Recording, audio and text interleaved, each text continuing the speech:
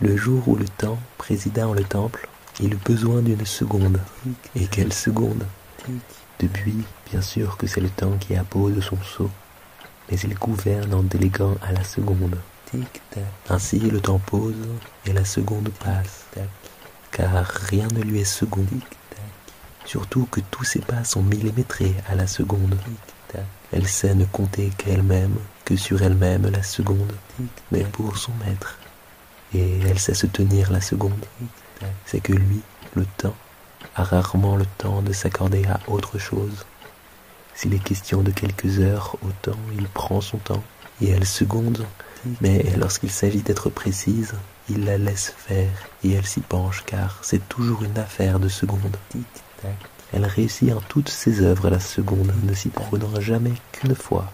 Évidemment, que ferait-elle d'une seconde? D'ailleurs, quand le temps est débordé, il se demande ce qu'il ferait sans sa seconde. C'est qu'on a souvent juste besoin d'une seconde. Sûrement qu'aux yeux du temps, rien ne compte plus que la seconde, puisqu'à côté de la seconde, toute personne semble tierce.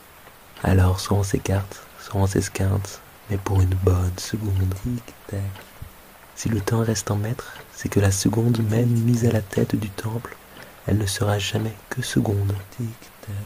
D'autant que si le temps de tous les maîtres vient en premier, c'est qu'il peut se permettre de dépasser tous les autres d'une seconde.